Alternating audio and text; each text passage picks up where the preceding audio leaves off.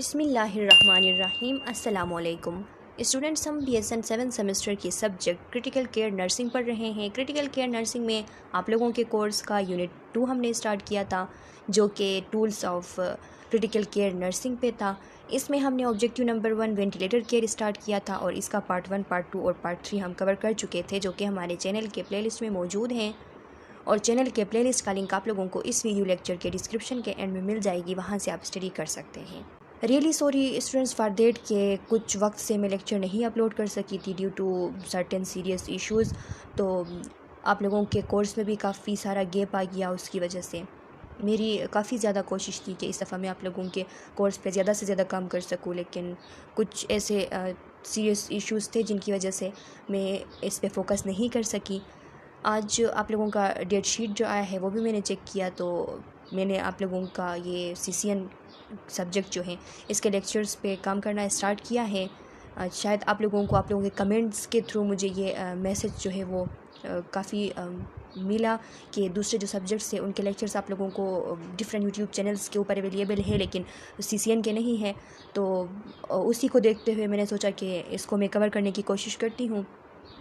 पहले इसको कवर करते हैं, फिर अगर टाइम मिल सका तो दूसरे सब्जेक्ट की तरफ भी देखेंगे, लेकिन फ़िलहाल इसको कवर करते हैं क्योंकि ऑलरेडी अगर आप लोगों को लेक्चर्स अवेलेबल है डिफरेंट चैनल्स के ऊपर, तो पहले इस पे हम काम कर लेते हैं।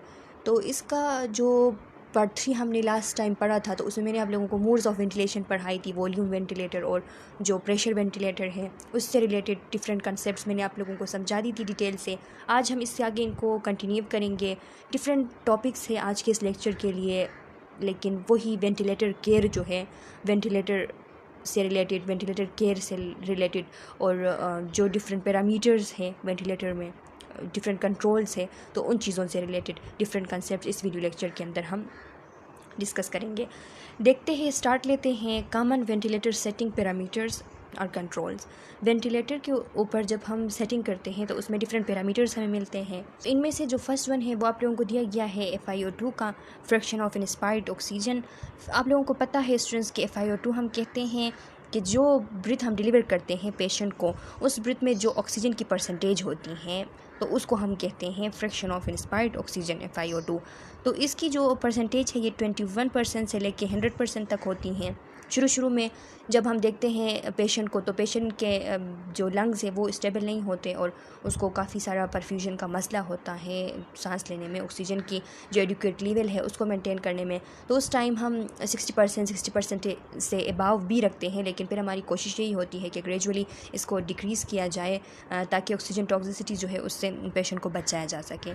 तो एडिक्वेट लेवल को मेंटेन करने के लिए इसको एडजस्ट किया जाता है FiO2 के लेवल को। लेकिन ये बात आप लोगों को याद होनी चाहिए कि 21% से लेके 100% तक ये इसकी एक रेंज होती है FiO2 की। इसके बाद टाइडल वॉल्यूम है। टाइडल वॉल्यूम का आप लोगों को बताया गया है स्टूडेंट्स, आप लोगों को पता है कि the amount of air delivered to the lungs with each breath is called as tidal volume. तो ये आप लोगों को पता है। अब वेंटिलेटर के ऊपर टाइडल वॉल्यूम जो है उसको हम पेशेंट की जो आइडियल बॉडी वेट होती है उसको देखते हुए उसके लिए सेट करते हैं। तो जब हम बॉडी वेट को देखते हैं तो हमें पता चल जाता है कि इस पेशेंट के लिए एडिक्वेट लेवल जो है वो कितनी होगी, तो उसको देखते हुए हम सेट करते हैं। इसके बाद पीक फ़्लो या फ़्लो रेट है। तो पीक फ़्लो या फ़्लो रेट जो है स्टूडेंट्स, ये वो स्पीड होती है कि जिस स्पीड के ऊपर हम एयर को डिलीवर करते हैं ड्यूरिंग इनहेलेशन, तो उसको हम कहते हैं पीक फ़्लो या फ़्लो रेट, हम उसको कहते हैं। स्पीड या तो हम स्पीड इस पे हम इसको भी हम एडजस्ट कर सकते हैं। अगर हमें स्पीड जो है वो पीक फ़्लो जल्दी हमने ड्यूरिंग इंस्पायरेशन जो है पीक फ़्लो तक हमने जल्दी पहुंचाना होता है, तो उस टाइम हम स्पीड जो है उसको इंक्रीज़ करते हैं, और इसी तरह इसको हम डिक्रीज़ भी कर सकते हैं, तो इसको भी हम एडजस्ट कर सकते हैं।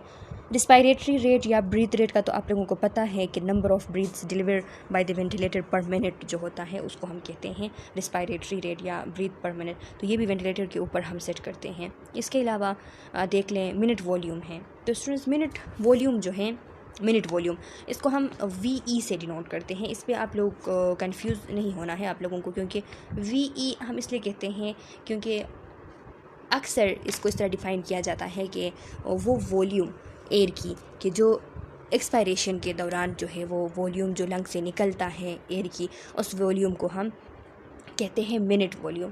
तो इसकी जो प्रॉपर डिफिनीशन है, जो इसकी प्रॉपर डिफिनीशन जो आप लोगों ने याद करनी है वो इस तरह है कि the total volume of air entering और leaving the lungs per minute, यानी वो टोटल वॉल्यूम एयर की जो कि 1 मिनट के अंदर लंग्स में इंटर होती हैं या फिर लंग्स से वो आउट होती हैं, तो उसको हम कहते हैं मिनट वॉल्यूम। और इसको कैलकुलेट हम जब करते हैं तो हम टाइडल वॉल्यूम जो है उसको मल्टीप्लाई करते हैं रेस्पिरेटरी रेट से, यानी फ्रिक्वेंसी जो होता है उसको हम मल्टीप्लाई करते हैं टाइडल वॉल्यूम से, तो हमें जो वैल्यू है मिनट वॉल्यूम की वो मिल जाती हैं।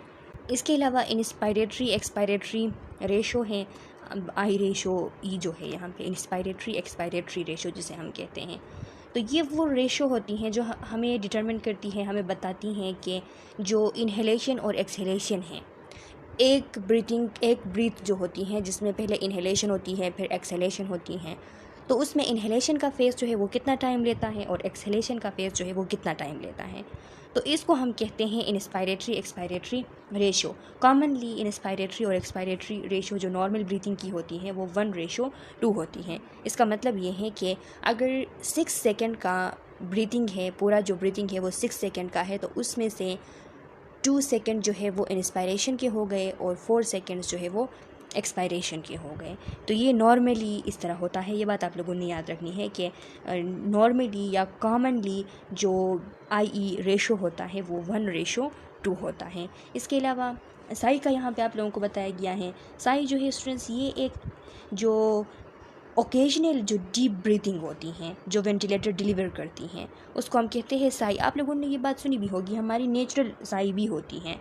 नेचुरल साई मीन्स कि हम आराम से नॉर्मल ब्रीथिंग ले रहे होते हैं, इन्हेलेशन एक्सहेलेशन कर रहे होते हैं, उस दौरान कुछ मुद्दत बाद हम एक बहुत ही ज़्यादा डीप ब्रीथ लेते हैं। जैसा कि हम जब थक जाते हैं काम करके, तो उस टाइम जिस किस्म की हम एक डीप ब्रीथ लेते हैं, तो उसी तरह की ब्रीथिंग जो है अक्सर हम जब सो के उठते हैं या फिर थकते हैं इस तरह, तो हम वो ब्रीथिंग जो है वो ले रहे होते हैं। तो इस किस्म की ब्रीथिंग जो कि मिमिक करती हैं नेचुरल ब्रीथिंग को, तो ये साई जो है नेचुरल जो हमारी वो वाली ब्रीथिंग होती है डीप ब्रीथिंग बीच में 1 दफ़ा 2 दफ़ा, तो उसको भी हम कहते हैं साई। और यहाँ पे वेंटिलेटर के थ्रू जो दी जाती है मिमिक की जाती है नेचुरल डीप ब्रीथिंग की, तो उसको भी हम साई कहते हैं। तो ये किस लिए दिया जाता है, ये इसलिए नेचुरली भी ये इसलिए प्रेजेंट है कि जो एटिलेक्टेसिस हैं उसको प्रिवेंट किया जाए, ताकि जो लंग्स है वो फुल एयर जो है वो रिसीव कर सके, लंग्स के जितने भी पार्ट्स हैं तो वो सब जो है फुल एयर रिसीव कर सके, तो ये इसलिए होती है नेचुरली भी। और यहाँ पे जब वेंटिलेटर के ऊपर पेशेंट होता है तो वहाँ पे भी हम इसलिए साई जो है वो सेट कर देते हैं, ताकि ये इसी तरह जिस तरह नॉर्मली पेशेंट का होता है एटिलेक्टेसिस को प्रिवेंट करने के लिए, तो वहाँ पर मज़ीद इसकी ज़रूरत होती है, तो इसीलिए वेंटिलेटर के ऊपर भी ये मौजूद होती हैं। अच्छा स्टूडेंट्स, अब देख ले एक एक करके इनकी आप लोगों को डिफिनीशंस बताए गए हैं। FiO2 का बताया है the % of oxygen concentration that the patient is receiving from the ventilator. Ventilator से जो परसेंट जो है, जितना % ऑक्सीजन एक पेशेंट रिसीव कर रहा होता है, जितना कंसनट्रेशन ऑफ ऑक्सीजन एक पेशेंट रिसीव कर रहा होता है, तो वो FiO2 कहलाती हैं, फ्रैक्शन ऑफ इंस्पायर्ड ऑक्सीजन। और ये कितना होता है नॉर्मली, मैंने थोड़ी देर पहले आप लोगों को ये बात बता दी कि 21 से लेके 100% तक ये इसकी वैल्यू होती है। नॉर्मली इतना होता है, जैसा कि हमारा जो रूम एयर होता है तो उसमें 21% जो है वो ऑक्सीजन कंटेंट होती हैं, तो इसीलिए ये भी 21 से स्टार्ट है, 100 तक हम इसको ले जा सकते हैं। Initially a patient is placed on a high level of FiO2 60% or higher. शुरू में जब पेशेंट को देखा जाता है उसके लंग्स अगर बहुत कंप्रोमाइज्ड है, ऑक्सीजन की कमी है, तो उस टाइम 60% या 60% से भी ज़्यादा इतना हम हाई FiO2 पे उसको रखते हैं। Subsequent changes in FiO2 are based on ABGs and the oxygen saturation. फिर ऑक्सीजन सेचुरेशन को देखते हुए और जो ABGs है उनको देखते हुए इसमें हम चेंजेस करते हैं। अगर नॉर्मलिटी की तरफ जा रहा है सेचुरेशन ABGs ठीक है, तो फिर हम उसको जितना हो सके उतना कम जो है वो रखते हैं, ताकि ऑक्सीजन टॉक्सिसिटी से हम पेशेंट को बचा सकें। In adult patient the initial FiO2 may be set as 100% until arterial blood gases can document adequate oxygenation. देखिए इनिशियली ऐसा भी होता है कि 100% भी हम इसको रखते हैं, तब तक रखते हैं जब तक कि जो ABGs हैं तो वो सही तरीके से उनकी एडिक्वेट जो है ऑक्सीजनेशन जब तक वो ABGs शो नहीं करती तब तक हम इसको 100% तक जो है वो ले जाते हैं। इन FiO2 of 100% for an extended period of time can be dangerous oxygen toxicity but it can protect against hypoxaemia. अगर हमने बहुत ज़्यादा मुद्दत के लिए एक्सटेंडेड पीरियड ऑफ टाइम के लिए 100% पे रखा तो ये डेंजरस हो सकती हैं, ऑक्सीजन टॉक्सिसिटीज़ की वजह से हो सकती हैं। लेकिन हम क्यों 100% में रखते हैं शुरू में? ताकि हम हाइपोक्सीमिया जो है उसकी जो नेगेटिव इफ़ेक्ट्स होते हैं बॉडी के ऊपर उसको हम प्रोटेक्ट कर सकें, हाइपोक्सीमिया जो है उससे हम बॉडी को बचा सकें। तो इसीलिए शुरू में हम रखते हैं, लेकिन फिर ABGs को देखते हुए इसको हम रिड्यूस करते हैं। For infant and specially in premature infant high level of FiO2 greater than 60% should be avoided. देखिए, अगर इन्फेंट है, ख़ास करके प्रीमेच्योर इन्फेंट अगर है, तो उनमें FiO2 ग्रेटर देन 60% जो है वो उनके लिए अवॉइड करना चाहिए। उनके लिए बहुत ज़्यादा डेंजरस होता है वो ऑक्सीजन टॉक्सिसिटी जो है, फिर उनके लिए डेथ काजिंग हो सकती हैं। Usually the FiO2 is adjusted to maintain an oxygen saturation of greater than 90%, roughly equivalent to a partial pressure of oxygen greater than 60 mmHg। देखिए, इसमें ये बताया जा रहा है कि यूजुअली जो FiO2 जो है उसको हम तब तक हम उसको एडजस्ट करते हैं जब तक कि सेचुरेशन ऑफ ऑक्सीजन जो है वो 90% से ग्रेटर ना हो। अगर 90% से ग्रेटर हो जाए तो उसके बाद उसको हम फिर रिड्यूस करते हैं। और 90% अगर हम ऑक्सीजन सेचुरेशन की बात करते हैं तो ये इक्विवेलेंट होती हैं partial pressure of oxygen greater than 60 mmHg के। तो greater than 60 mmHg partial pressure of oxygen किस किस्म की पार्शियल प्रेशर जो है वो नॉर्मल है, यानी normal partial pressure of oxygen इतना होता है, ग्रेटर देन 60 होता है। तो इसीलिए ये नॉर्मलिटी की तरफ ले जाती हैं। Oxygen toxicity is concern when an FiO2 of greater than 60% is required for more than 24 hours. Oxygen toxicity कब हो सकती हैं? ऑक्सीजन टॉक्सिसिटी तब हो सकती है जब FiO2 ग्रेटर देन 60% जो है वो अगर हम 25 आवर्स से ज़्यादा वक्त तक के लिए पेशेंट को ग्रेटर देन 60% FiO2 के ऊपर रखें तो ये बहुत ज़्यादा उसके लिए डेंजरस होती हैं, टॉक्सिसिटी काज कर सकती हैं, oxygen toxicity.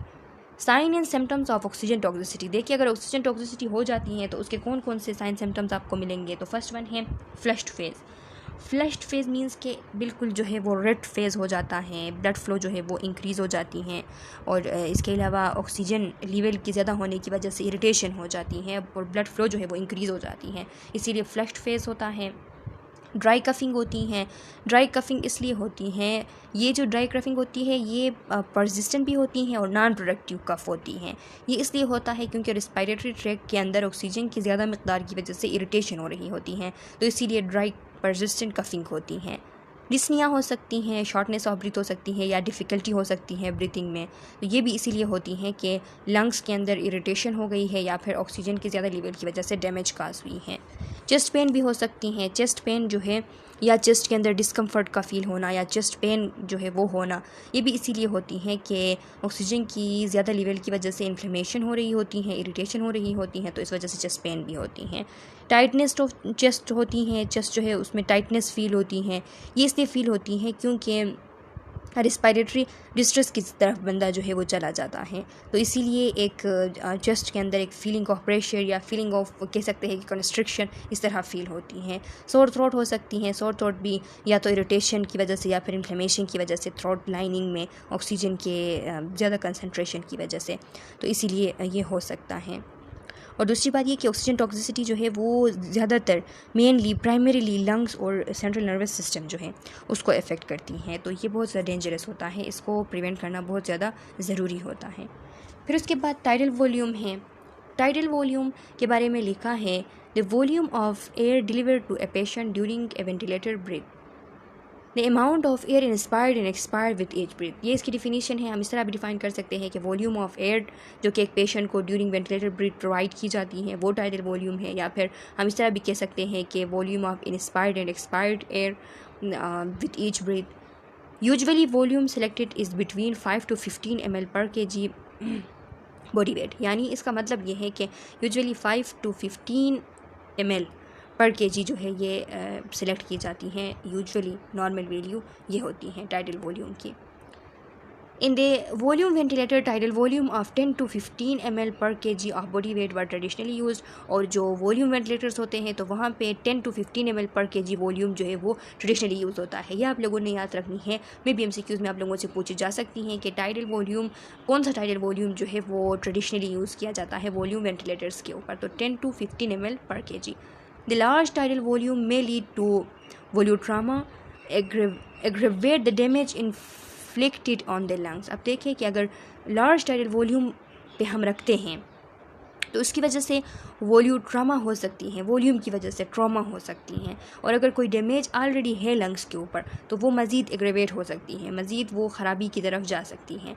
For this reason lower tidal volume target 6 to 8 ml per kg are now recommended. इसीलिए पहले 10 to 15 ml per kg जो है वो रिकमेंडेड था, ट्रेडिशनली यूज़ किया जाता था, लेकिन अभी ये जो वॉल्यूट्रामा है इसको कंसीडर करते हुए 6 to 8 ml per kg जो है वो रिकमेंडेड है।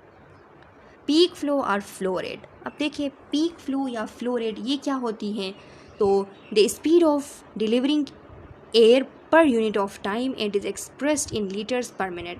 यानी जो हम पर यूनिट ऑफ टाइम पर मिनट में जो एयर हम डिलीवर करते हैं उसकी जो स्पीड है उस स्पीड को हम पीक फ्लो या फ्लो रेट कहते हैं, और इसको हम लीटर पर मिनट में एक्सप्रेस करते हैं। The higher the flow rate the faster peak airway is reached and the shorter the inspiration. The lower the flow rate the longer the inspiration. देखिए कि जितना ज़्यादा फ्लो रेट जो है वो हायर होगा उतनी तेज़ी से एयरवे प्रेशर जो है वो अपने जितना उसका मकदार रखा गया है उस तक पहुंच जाएगी, और जितनी जल्दी से वो पहुंच जाएगी तो उतनी जल्दी से इंस्पायरेशन भी ख़त्म होगी, मींस के इंस्पायरेशन शॉर्टर होगी। और जितना लोअर रेट होगा, फ्लो रेट जितना कम होगा तो उतना जो है वो आराम आराम से पीक एयरवे प्रेशर तक पहुंचेगा, और आराम आराम से पीक एयरवे प्रेशर तक पहुंचने का मतलब ये है कि इंस्पायरेशन जो है वो प्रोलॉन्ग होगी, फिर लॉन्गर होगी। इंस्पायरेटरी रेट, ब्रीथिंग रेट और फ्रिक्वेंसी। तो ये आप लोगों को पता है स्टूडेंट्स के नंबर ऑफ ब्रीथ जो कि पर मिनट डिलीवर होते हैं वेंटिलेटर की तरफ से, तो उसको हम रेस्पिरेटरी रेट या ब्रीथिंग रेट कहते हैं। इसका भी हमें वेंटिलेटर के ऊपर सेटिंग पे ये चीज़ें मिलते हैं। तो 10 to 16 बीट पर मिनट जो है वो नॉर्मल रेंज है, इसको देखते हुए हम सेट करते हैं नॉर्मल रेंज के अंदर रहते हुए। अब यहाँ पे देख लें कि total respiratory rate equal to patient rate plus ventilator rate. अब कुछ ऐसे हैं आप लोगों को पता है, फॉर एग्जांपल अगर सिंक्रोनाइज्ड मोड है वेंटिलेटर का, तो सिंक्रोनाइज में आप लोगों को पता है कि उसमें ये होता है कि पेशेंट के अपने ब्रीथ्स भी होते हैं और वेंटिलेटर के ब्रीथ्स भी होते हैं। कुछ ब्रीथ्स पेशेंट जो है वो ऐड करता है तो कुछ जो है वो वेंटिलेटर ऐड कर देता है।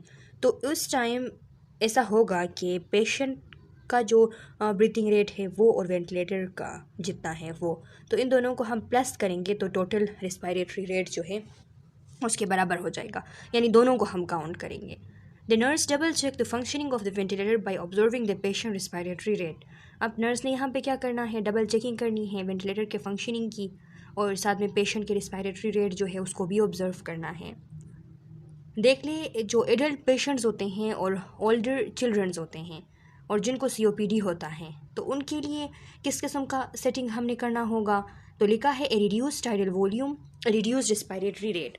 उनके लिए हमने टाइडल वॉल्यूम भी रिड्यूस रखनी होगी और उनके लिए हमने रिस्पायरेटरी रेट जो है वो भी रिड्यूस रखनी होगी। क्यों हमने रिड्यूस रखनी होगी, टाइडल वॉल्यूम क्यों रिड्यूस रखनी होगी, क्योंकि उनके ऑब्स्ट्रक्टेड एयरवे हैं, COPD है, जाहिर सी बात है एयरवे जो है उनके ऑब्स्ट्रक्टेड हैं, तो इसी वजह से वहाँ पे हम वॉल्यूम टाइडल वॉल्यूम जो है वो रिड्यूस रखते हैं, क्योंकि ऑब्स्ट्रक्टेड एयरवे हैं और हमने अगर वॉल्यूम ज़्यादा रखा तो फिर मसला हो जाएगा उनके जो एयरवेज़ हैं, तो वो फिर उसमें ब्रेक आ जाएगी वॉल्यूम के ज़्यादा होने की वजह से, तो इसीलिए हम रिड्यूस वॉल्यूम रखते हैं। और रिस्पायरेटरी रेट क्यों हम रिड्यूस करते हैं, तो एक्सेसिव वर्क ऑफ ब्रीथिंग जो है और फटीक जो है उसको प्रिवेंट करने के लिए, कि अगर हम रिस्पायरेटरी रेट ज़्यादा रखते हैं तो एक्सेसिव वर्क ऑफ ब्रीथिंग होगी जिसकी वजह से फटीक होगी पेशेंट को, तो इसीलिए उसको कम करने के लिए हम रिस्पायरेटरी रेट जो है वो भी कम रखते हैं। अगर इसके बरअक्स इन्फेंट की अगर हम बात करें या यंगर जो चिल्ड्रंस जो होते हैं उनकी अगर हम बात करें, तो small tidal volume higher respiratory rate, इनके लिए हम टाइडल वॉल्यूम स्मॉल रखते हैं लेकिन रिस्पायरेटरी रेट जो है वो हम इनमें हायर रखते हैं। क्यों, क्योंकि इसमें हम ज़ाहिरी सी बात है टाइडल वॉल्यूम को स्मॉल इसलिए रखते हैं क्योंकि नेचुरली उनके वो बच्चे हैं तो उनके लंग्स भी छोटे छोटे हैं, तो छोटे छोटे लंग्स हैं तो इसीलिए हमने स्मॉल टाइडल वॉल्यूम जो है वो रखनी है, वो ज़्यादा वॉल्यूम को बर्दाश्त नहीं कर सकते। फिर इसके अलावा अब कंपनसेट भी तो उनको करनी है क्योंकि उनके लंग्स छोटे हैं तो उनकी रिस्पायरेटरी रेट भी ज़्यादा होती हैं, वो जल्दी जल्दी सांस लेते हैं ताकि ऑक्सीजन की जो नीड है वो पूरी हो सके, तो इसीलिए उनकी रिस्पायरेटरी रेट जो है वो हाई हम सेट करते हैं। इसके बाद मिनट वॉल्यूम है स्टूडेंट्स। मिनट वॉल्यूम जो है इसका आप लोगों को पता है कि मिनट वॉल्यूम क्या है। देखिए इसमें लिखा भी है, मैंने आप लोगों को थोड़ी देर पहले भी एक्सप्लेन किया शुरू में जब मैं आप लोगों को वो एक स्लाइड पढ़ा रही थी, तो उसमें कि जो टोटल वॉल्यूम होती हैं एयर की जो कि लंग्स के अंदर जाती हैं और लंग्स से फिर बाहर आती हैं, वो टोटल वॉल्यूम जो होता है एयर का तो उसको हम कहते हैं मिनट वॉल्यूम। एक मिनट के अंदर जो टोटल वॉल्यूम होता है इंस्पायर्ड और एक्सपायर्ड एयर वॉल्यूम, तो उसको हम मिनट वॉल्यूम कहते हैं। देखिए इसमें लिखा है कि the volume of expired air in 1 minute, और अक्सर इसको इस तरह डिफाइन किया जाता है कि volume of expired air in 1 minute, इसीलिए इसको हम VE से डिनोट करते हैं। Respiratory rate times tidal volume equals minute ventilation. अब मिनट वॉल्यूम को हम मिनट वेंटिलेशन भी कहते हैं, जिसमें हम रिस्पायरेटरी रेट को जब हम मल्टीप्लाई करते हैं टाइडल वॉल्यूम के साथ तो हमें जो वैल्यू मिलती है वो मिनट वेंटिलेशन की वैल्यू होती है। यानी रिस्पायरेटरी रेट जो फ्रिक्वेंसी होती है उसको जब हम मल्टीप्लाई करते हैं टाइडल वॉल्यूम के साथ, तो ये आप लोगों ने याद रखनी है। मे भी आप लोगों से MCQs में ये बात पूछी जा सकती है कि VE is equal to VT multiplied by F. In special cases hypoventilation और hyperventilation is desired. अब कुछ स्पेशल केसेस होते हैं जिसमें कभी कभार हमें हाइपर वेंटिलेशन की ज़रूरत होती है, कभी कभार हमें हाइपो वेंटिलेशन की ज़रूरत होती है। मतलब ये कि हाइपर वेंटिलेशन सेट करने की ज़रूरत होती है वेंटिलेटर के ऊपर, या फिर हाइपो वेंटिलेशन सेट करने की ज़रूरत होती है। तो उसके लिए हम क्या करते हैं, मिनट वॉल्यूम जो है इसको हम इंक्रीज़ या डिक्रीज़ करते हैं। अब देखिए आप लोगों को यहाँ पे एग्जाम्पल से समझाया गया है। In a patient with head injury, एक पेशेंट है जिसको हेड इंजरी हुई है, तो इस पेशेंट के लिए अब हमने क्या करना होगा, तो लिखा है रिस्पायरेटरी अल्कलोसिस में be required to promote cerebral vasoconstriction with a resultant decrease in intracranial pressure. के अब यहाँ पे हमने रिस्पायरेटरी अल्कलोसिस जो है वो अचीव करनी है। रिस्पायरेटरी अल्कलोसिस हमें रिक्वायर है ताकि रिस्पायरेटरी अल्कलोसिस की वजह से वेजो कंस्ट्रक्शन हो सके, और जब वेजो कंस्ट्रक्शन हो जाएगी तो वेजो कंस्ट्रक्शन की वजह से ICP इंट्राक्रेनियल प्रेशर जो है वो कम होगी। हेड इंजरी जब होती है तो उस दौरान जो ICP है उसको कम करना लाजमी होता है, क्योंकि वो जितना ज़्यादा होगा तो पेशेंट को उतना ज़्यादा ख़तरा होगा। तो इसीलिए ICP को कम करने के लिए यहाँ पे हमें रिक्वायर है कि हम रिस्पायरेटरी अल्कलोसिस जो है वो अचीव करें ताकि सेरिब्रल वेजोकंस्ट्रक्शन हो, जिसकी वजह से जो इंट्राक्रेनियल प्रेशर है वो कम हो। तो इसके लिए हम क्या करेंगे, in this case the tidal volume and respiratory rate are increase. इसमें हम जो मिनट वॉल्यूम है उसको इंक्रीज़ करते हैं, यानी टाइडल वॉल्यूम और रिस्पायरेटरी रेट जो कि मिनट वॉल्यूम कहलाती हैं उसको हम इंक्रीज़ करते हैं। जब उसको हम इंक्रीज़ करते हैं तो हाइपर वेंटिलेशन अचीव हो जाती हैं। जब हाइपर वेंटिलेशन हम अचीव कर लेते हैं, हाइपर वेंटिलेशन हो जाती हैं, तो फिर अल्कलोटिक pH जो है वो हम अचीव कर लेते हैं, अल्कलोसिस हम अचीव कर लेते हैं, क्योंकि partial pressure of carbon dioxide जो है वो कम हो जाती हैं।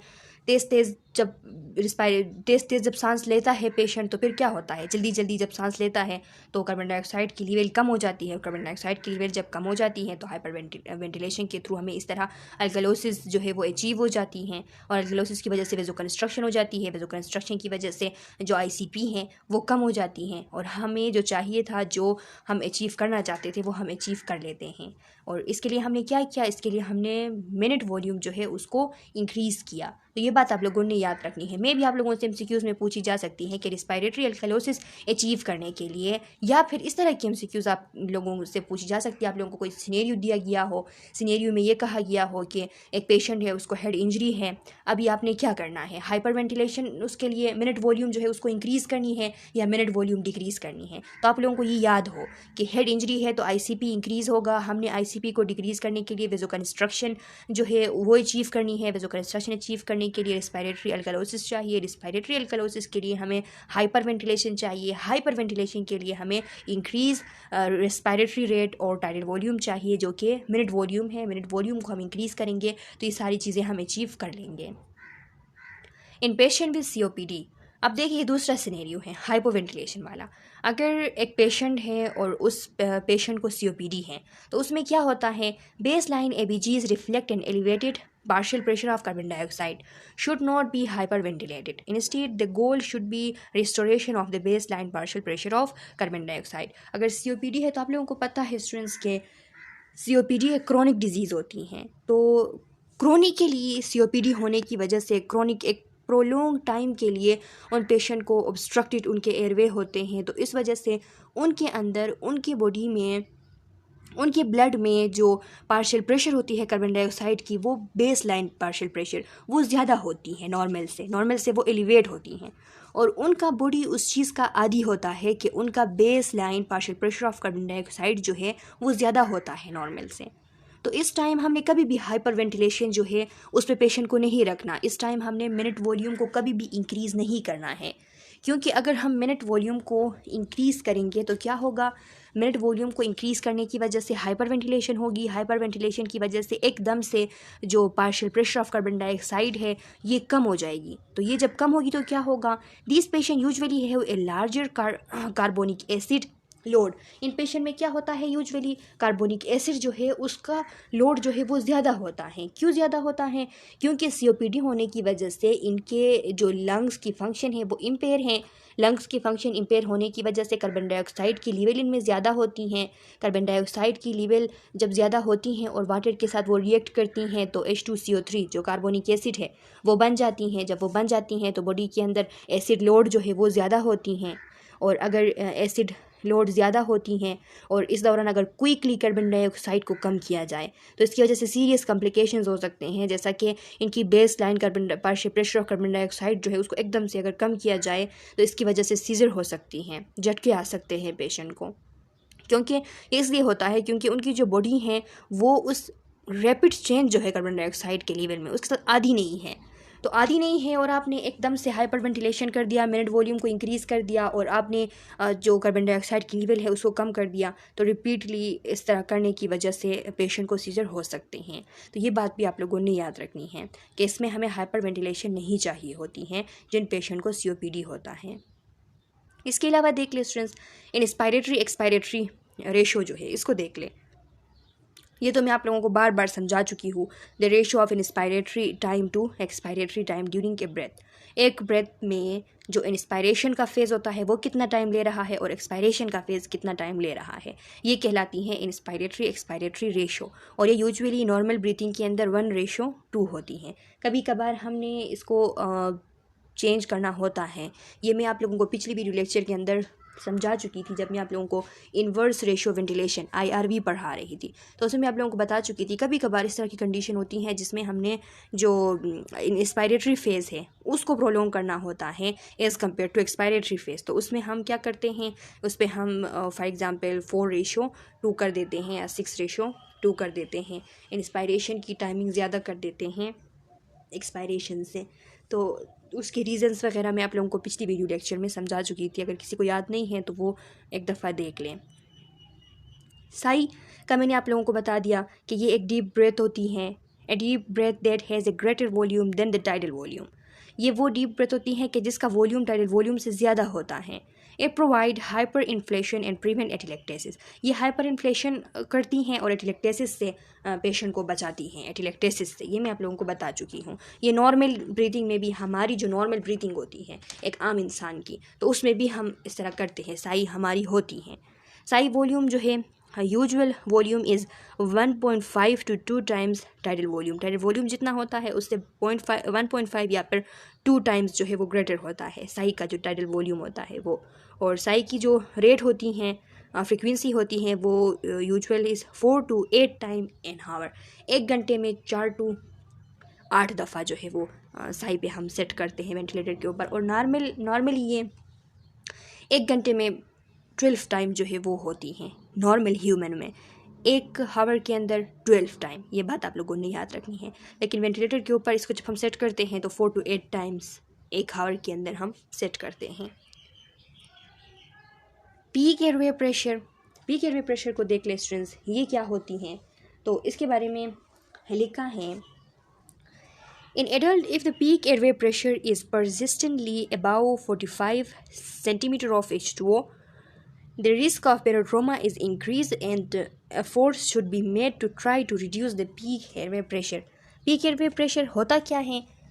पीक एयरवे प्रेशर वो मैक्सिमम प्रेशर होती है जो कि एयरवे के अंदर मैकेनिकल वेंटिलेशन के दौरान, एक मैकेनिकल वेंटिलेशन की एक साइकिल जो है वो चल रही है, उस दौरान जो पीक मैक्सिमम प्रेशर जो है वो रीच हो जाती हैं, तो उसको हम कहते हैं peak airway pressure. Specifically inspiratory phase के दौरान, इंस्पायरेटरी फेज़ जो है वो कंटिन्यू है, उस दौरान जो मैक्सिमम प्रेशर रीच हो जाती हैं उसको हम कहते हैं पीक एयरवे प्रेशर।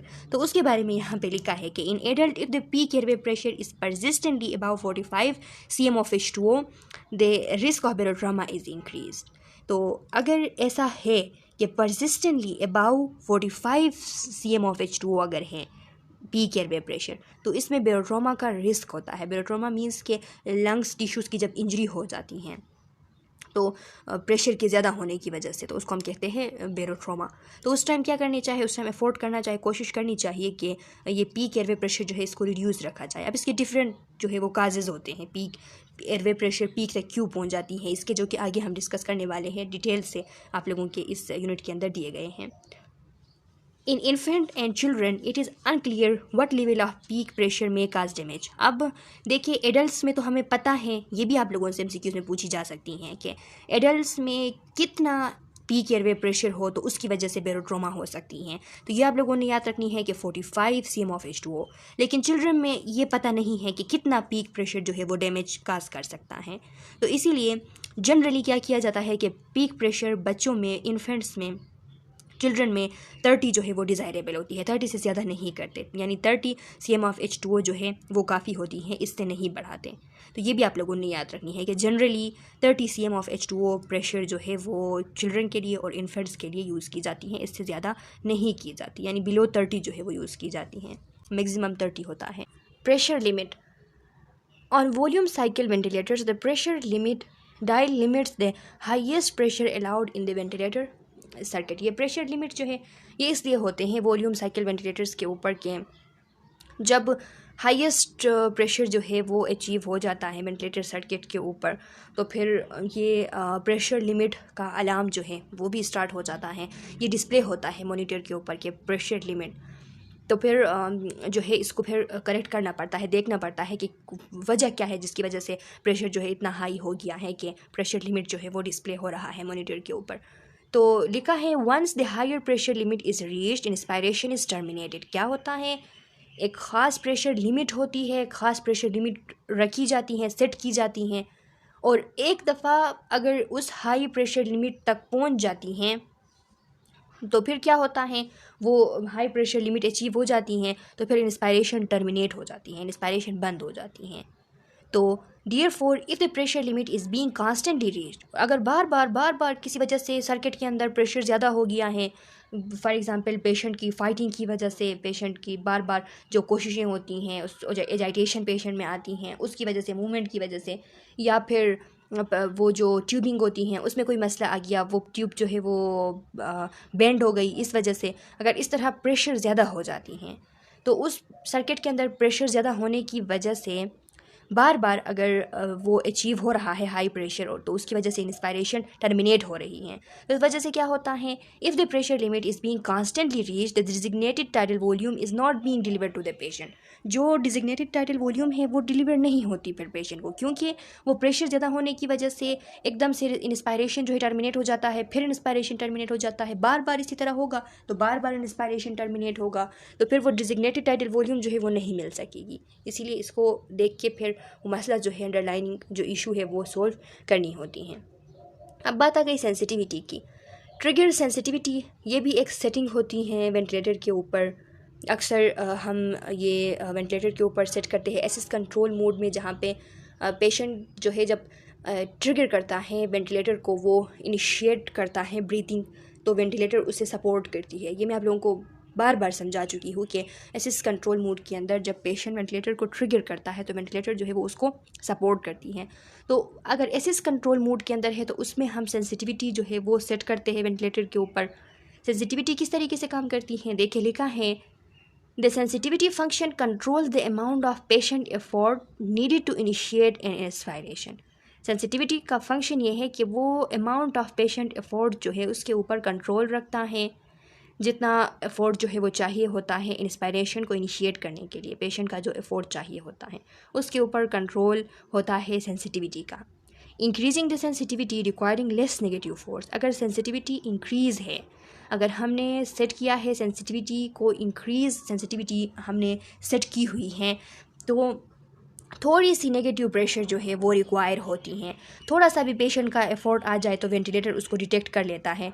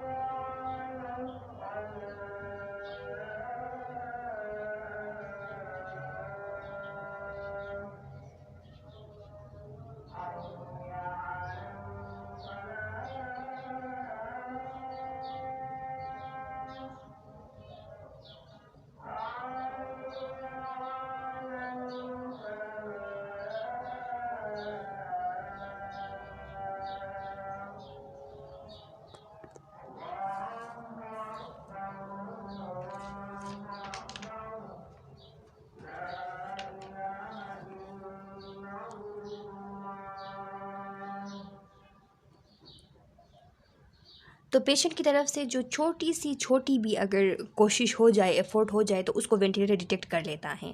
तो यहाँ पे रिक्वायरिंग लेस नेगेटिव फोर्स का मतलब ये है कि आप लोगों को पता है स्टूडेंट्स, मैं आप लोगों को बार बार समझा चुकी हूँ कि पेशेंट के जो एफर्ट्स होते हैं, पेशेंट की अपनी जो हमारी नॉर्मल ब्रीथिंग होती हैं, तो वो नेगेटिव प्रेशर के थ्रू होती हैं, और वेंटिलेटर की जो होती हैं तो वो पॉजिटिव प्रेशर के थ्रू होती हैं। तो हम नेगेटिव प्रेशर जो है वो जनरेट करते हैं वाइल ड्यूरिंग ब्रीथिंग। तो इसीलिए यहाँ पे कहा जा रहा है कि नेगेटिव प्रेशर थोड़ा सा चाहिए होता है। सेंसिटिविटी अगर इंक्रीज़ है तो उसको वो जल्दी से डिटेक्ट कर लेती हैं। The patient must do to initiate a ventilator breath, यानी पेशेंट ने क्या करना है, पेशेंट ने डिक्रीज अमाउंट ऑफ वर्क करनी है, छोटे से छोटा सा काम करना है वेंटिलेटर ब्रीथ जो है उसको इनिशिएट करने के लिए। पेशेंट की छोटी सी कोशिश होगी तो वेंटिलेटर उसको डिटेक्ट कर लेगा और ब्रीथिंग जो है वो स्टार्ट कर लेगा उसकी, यानी पेशेंट ने इनिशिएट किया और वेंटिलेटर ने उसको ब्रीथ जो है वो दे दिया, जल्दी से उसको डिटेक्ट किया। इसके बरअक्स अगर सेंसिटिविटी डिक्रीज़ है तो उस टाइम क्या होगा, डिक्रीजिंग द सेंसिटिविटी अगर हमने इस तरीके से सेटिंग की है कि हमने सेंसिटिविटी को डिक्रीज़ किया हुआ है, तो उस time increase the amount of negative pressure. Patient की अपनी जो नेगेटिव प्रेशर जनरेशन है वो ज़्यादा अमाउंट में हमें चाहिए होगी। That the patient need to initiate inspiration and increase the work of breathing. अब इसमें क्या होगा, पेशेंट इंस्पायरेशन इनिशिएट करने के लिए पेशेंट को ज़्यादा अमाउंट में नेगेटिव प्रेशर जो है वो पैदा करनी पड़ेगी, अमाउंट ऑफ नेगेटिव प्रेशर ज़्यादा करना पड़ेगा, और जो वर्क ऑफ ब्रीथिंग है वो भी इंक्रीज़ होगी। इसमें पेशेंट ज़्यादा कोशिश करेगा तो वेंटिलेटर डिटेक्ट करके उसकी मदद जो है वो स्टार्ट कर लेगी, उसको ब्रीथ दे देगी। अगर पेशेंट की छोटी सी कोशिश होगी, क्योंकि जो सेंसिटिविटी है वो डिक्रीज़ है, तो वेंटिलेटर उसको डिटेक्ट नहीं कर सकेगा। ये बात आप लोगों ने याद रखनी है। फिर लिखा है the most common setting for pressure sensitivity are -1 to -2 cm/H2O। यानी इसका मतलब ये है कि मोस्ट कॉमन सेटिंग जो होती है प्रेशर सेंसिटिविटी के लिए वो -1 या फिर -2 होती हैं, और -1 या -2 CmOF का मतलब है बहुत ज़्यादा जो है वो हमने इस टाइम सेंसिटिविटी को हाई रखा हुआ है। ये नॉर्मली -1 से लेके -5 तक होता है। तो -1 से लेके -5 तक होता है रेंज इसका, और हम रखते हैं कॉमनली -1 या -2 के ऊपर। -1 या -2 का मतलब ये है कि सेंसिटिविटी जो है वो इंक्रीज़ है। फिर लिखा है the more negative the number the harder it to breathe. अगर नेगेटिव नंबर को हम ज़्यादा करें, नेगेटिव नंबर को हम कहाँ तक ले जा सकते हैं, तो मैंने आप लोगों को ये बात बता दी कि ये -1 से लेके -5 तक हम ले जा सकते हैं, इतना होता है। और अगर हमने इस तरह किया कि 2 से हमने ज़्यादा किया, फॉर एग्ज़ाम्पल हमने -3 के ऊपर हम ले गए इसको, या फिर -4 के ऊपर हम ले गए, या फिर -5 के ऊपर हम ले गए, तो ये जो -5 है, -4 है, -3 है, ये क्या है, ये कम है एज़ कम्पेयर टू -1 एंड -2। तो -1 और -2 जो है वो ज़्यादा है। -2 -1 ज़्यादा इसलिए है, -2 -1 होने का मतलब ये है कि सेंसिटिविटी जो है वो हमने इसमें हाई रखी है। लेकिन इसको अगर हम -5 करेंगे, -4 करेंगे, -3 करेंगे, ऊपर की तरफ जाएंगे, नेगेटिव नंबर को हम ज़्यादा करेंगे, मींस के हम जो सेंसिटिविटी है उसको डिक्रीज़ कर रहे हैं। नेगेटिव नंबर जितना ज़्यादा होगा, 5 की तरफ जाएगा, तो इसका मतलब ये है कि हमने जो सेंसिटिविटी है उसको डिक्रीज़ किया। और जितना नीचे आएगा, 1 की तरफ आएगा, 2 पे आएगा, 1 पे आएगा, तो इसका मतलब ये है कि हमने सेंसिटिविटी को इंक्रीज़ किया। तो इसीलिए यहाँ पे लिखा है कि जितना हम क्या करते हैं, नेगेटिव नंबर को इंक्रीज़ करते हैं, नेगेटिव नंबर को मोर करते हैं, 5 की तरफ ले जाते हैं, तो उतना ही क्या होता है, the harder it to breathe, फिर मुश्किल होता है। क्योंकि जितना सेंसिटिविटी कम होगा, 5 की तरफ जाएगा, सेंसिटिविटी कम होगा, तो उस टाइम क्या होगा, उस टाइम वेंटिलेटर पेशेंट के एफोर्ड को डिटेक्ट नहीं कर सकेगा, कम से कम डिटेक्ट करेगा, और कम से कम डिटेक्ट जब करेगा तो पेशेंट के लिए मुश्किल होगी, वर्क ऑफ ब्रीथिंग जो है वो इंक्रीज़ होगी। इसलिए लिखा है कि हार्डर टू ब्रीथ। अच्छा स्टूडेंट्स, अब वो कुछ मूड यहाँ पे दिए गए हैं और कुछ रिकमेंडेशंस आप लोगों को दिए गए हैं। कंट्रोल मोड, जो कंट्रोल मोड है वेंटिलेशन का, वो आप लोगों को पता है, मैं आप लोगों को डिटेल से समझा चुकी हूँ। वो हम किस टाइम ज़्यादातर यूज़ करते हैं, किस कंडीशन के लिए रिकमेंडेड है, तो लिखा है एनेस्थेटाइज्ड और paralysed patient with no spontaneous respiratory effort. वो पेशेंट जो कि या तो एनेस्थीसिया उनको दे दिया गया है, या फिर पैरालाइज्ड है और बिल्कुल भी उनकी रिस्पायरेटरी एफोर्ट्स नहीं है, रिस्पायरेटरी एफोर्ट्स ज़ीरो है, तो उस टाइम हम उनको कंट्रोल मोड के ऊपर छोड़ते हैं। कंट्रोल मोड वो मोड के जिसमें पूरा का पूरा ब्रीथिंग का काम जो है वो वेंटिलेटर संभाल रहा होता है, पेशेंट की एफोर्ट इसमें शामिल नहीं होती। फिर एसिस्ट कंट्रोल है। एसिस्ट कंट्रोल में ये किस किस कंडीशन के लिए रिकमेंडेड है एसिस्ट कंट्रोल, तो लिखा है patient who are able to initiate spontaneous ventilation पर require greater tidal volume than they can generate. यानी वो पेशेंट जो कि इस काबिल है कि वो स्पॉन्टेनियस वेंटिलेशन इनिशिएट कर सके, लेकिन टाइडल वॉल्यूम उनको जितना वो जनरेट करते हैं उससे ज़्यादा चाहिए होती हैं, तो इसीलिए टाइडल वॉल्यूम और रेट जो है वो वेंटिलेटर के ऊपर फिक्स होती हैं एसिस्ट कंट्रोल में। तो इसीलिए ऐसे पेशेंट को हम एसिस्ट कंट्रोल पे छोड़ते हैं। और जो SIMV है, जो इंटरमिटेंट मैंडेटरी वेंटिलेशन है, IMV जिसे हम कहते हैं, तो वो किन पेशेंट के लिए है, patient who have spontaneous ventilation and need ventilator support. जिनको स्पॉन्टेनियस वेंटिलेशन जो है वो कर रहे हैं, वो खुद से सांस ले रहे हैं, लेकिन फिर भी उनको सपोर्ट चाहिए है कि जितना ब्रीथिंग जो है वो नहीं इनिशिएट कर सके, जितना ब्रीथिंग वो नहीं ले सके, तो वो वेंटिलेटर ऐड कर दे। तो फिर वो इंटरमिटेंट मैंडेटरी वेंटिलेशन IMV पे होंगे, कि जिसमें इंटरमिटेंटली जब ज़रूरत हो तो उनको वेंटिलेटर की जो वेंटिलेशन है, मैंडेटरी वेंटिलेशन, वो मिलेगी। फिर जो SIMV है, सिंक्रोनाइज्ड इंटरमिटेंट मैंडेटरी वेंटिलेशन, तो उसमें क्या है, patient who can initiate in spontaneous ventilation with adequate tidal volume but need a backup rate useful as weaning mode with some patient. इसमें क्या होता है, इसमें ये होता है कि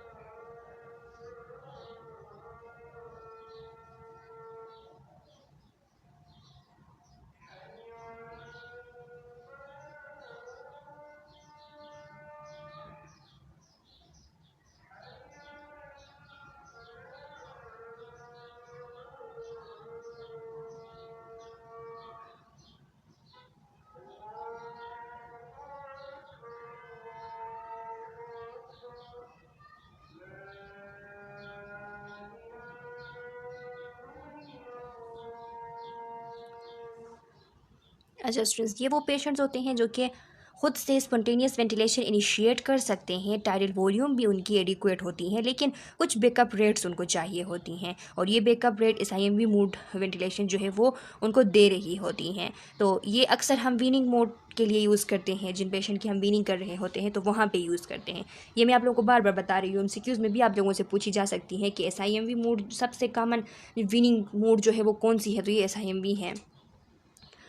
प्रेशर सपोर्ट वेंटिलेशन PSV, ये कौन से पेशेंट्स के लिए रिकमेंडेड है? Those who have a stable ventilator drive and can generate enough negative airway pressure -20 to -25 to trigger the pressure support used as weaning mode to augment patient spontaneous effort and decrease the work of breathing। इसमें क्या है? इसमें यह है कि वो patient जिनका जो वेंटिलेटर ड्राइव है वो स्टेबल हैं, वो जनरेट कर सकते हैं इनफ नेगेटिव प्रेशर, वो प्रेशर सपोर्ट को ट्रिगर करने के लिए -20 से लेकर 25 तक वो कर सकते हैं नेगेटिव प्रेशर जनरेट। लेकिन ये भी इसीलिए यूज़ होती हैं कि जिसमें हम weaning mode as a weaning mode इसको यूज़ करते हैं, जिसमें हम पेशेंट के स्पॉन्टेनियस एफोर्ट जो है उसको अगर इन्हांस करना चाहते हैं तो उस टाइम, और वर्क ऑफ ब्रीथिंग जो है उसको अगर हम डिक्रीज़ करना चाहते हैं तो PSV पे फिर हम रखते हैं। ये मैं आप लोगों को डिटेल से समझा चुकी हूँ। पीप की बात आ गई, पॉजिटिव एंड एक्सपायरेटरी प्रेशर। तो जो पॉजिटिव एंड एक्सपायरेटरी प्रेशर हैं तो ये हम increase FRC to decrease or prevent alveolar collapse. हम फंक्शनल रेजिजुअल कैपेसिटी जो है, फंक्शनल रेजिजुअल कैपेसिटी आप लोगों को पता है स्टूडेंट्स कि ये वो वॉल्यूम होता है जो कि लंग्स के अंदर बचता है जब आफ्टर हम नॉर्मल एक्सेलेशन जब हम करते हैं, तो आफ्टर नॉर्मल एक्सेलेशन जो वॉल्यूम लंग्स के अंदर बच जाती हैं तो उसको हम फंक्शनल रेजिजुअल कैपेसिटी कहते हैं। तो ये उसको इंक्रीज़ करने के लिए हम पीप के ऊपर छोड़ते हैं। पीप उस वक्त हमें चाहिए होती है जब फंक्शनल रेजिजुअल कैपेसिटी जो है वो डिक्रीज़ हो रहा हो, अल्व्यूलर कोलैप्स हो रहे हों, तो अल्व्यूलर कोलैप्स को प्रिवेंट करने के लिए हम उस टाइम जो FRC है उसको इंक्रीज़ करने के लिए पीप के ऊपर छोड़ते हैं। इसके अलावा continuous positive airway pressure CPAP है। ये सारी चीज़ें मैं आप लोगों को समझा चुकी थी स्टूडेंट्स पिछले वीडियो लेक्चर पार्ट 3 के अंदर, तो वहाँ से भी आप लोग इनको डिटेल से दोबारा पढ़ सकते हैं अगर आप लोग भूल गए हैं। इसके बाद है ह्यूमिडिफिकेशन एंड थर्मोरेगुलेशन, तो ये हम नेक्स्ट लेक्चर में डिस्कस करेंगे। आज के लिए इतना काफ़ी है, जितना हमने डिस्कस किया इनको सही तरीके से सीख ले, कंसेप्ट अपनी क्लियर कर ले इनसे रिलेटेड, ताकि जो भी MCQs आप लोगों से पूछी जाए तो उसको आप सही तरीके से आंसर कर सकें। मिलते हैं नेक्स्ट वीडियो लेक्चर में, तब तक के लिए अल्लाह हाफिज़।